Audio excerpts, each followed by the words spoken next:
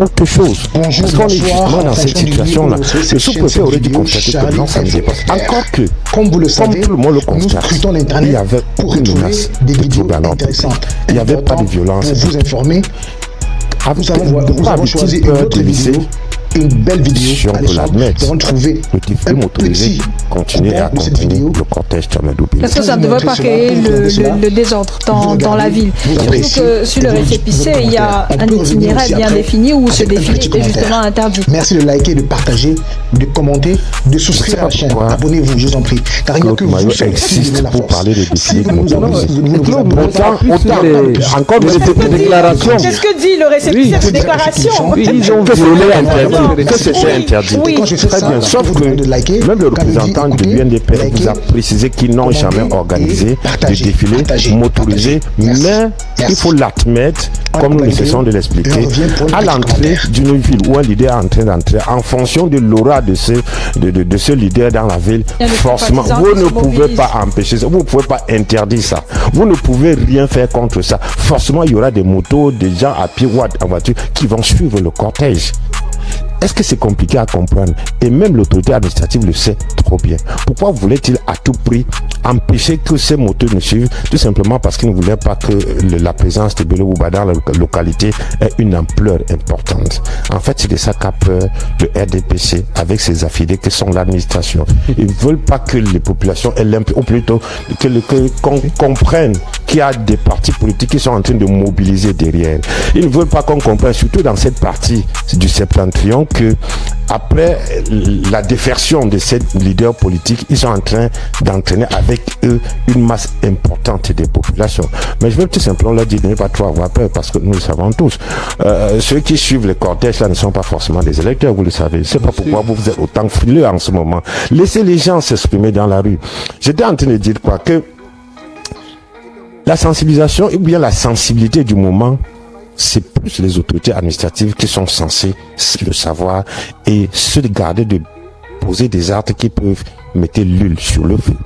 C'est à eux de savoir qu'ils doivent en tout temps se mettre du côté de la loi pour avoir des raisons de frapper ou bien de sanctionner ceux qui ne se sont pas mis du côté de la loi. Mais ils ne peuvent pas délibérément poser une voie de fait. Ça, c'est ce qu'on appelle les voies de fait. Et la réaction des populations, c'est également ce qu'on appelle en justice, en droit, la légitime défense, si on peut le dire ainsi.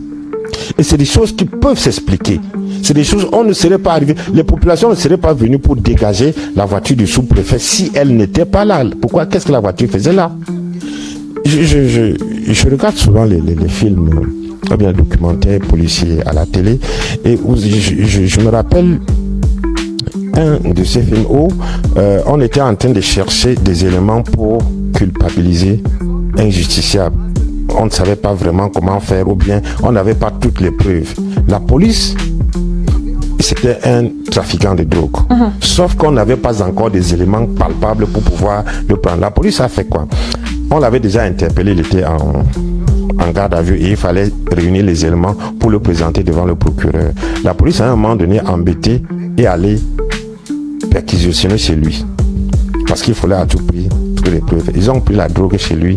Ils ont mis sur les éléments de preuve pour l'amener chez le procureur. Sauf que le procureur leur a demandé comment vous avez fait pour avoir la drogue. Ouais. Ils ont dit ils ont perquisitionné. Est-ce que vous aviez un mandat de perquisition? Ils n'avaient pas.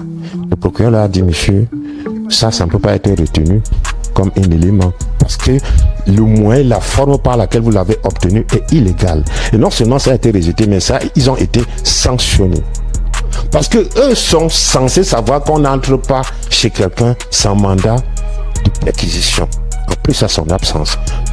Mais nu ou bien zélé. Alors, comme maintenant que vous avez regardé, vous avez écouté, vous avez suivi, vous avez liké et vous avez partagé, merci de l'avoir fait, car nous comptons toujours sur vous. Nous sommes arrivés à la fin de la vidéo, mais nous comptons toujours sur vous. Donnez vos commentaires, dites ce que vous pensez. Si vous avez une critique à faire, faites-le. Nous recommandons ces commentaires, nous répondons à tous vos commentaires et nous acceptons toutes les critiques. Merci pour ceux qui ont partagé, qui continuent de partager, qui like, qui écoutent nos vidéos, qui écoutent nos publications, qui like, qui commentent et qui partagent, comme nous vous le recommandons, nous le demandons. Merci beaucoup pour tout cela et nous espérons qu'avec vous, nous grandirons et nous irons loin, car il n'y a que vous seuls qui pourrez nous aider. Merci.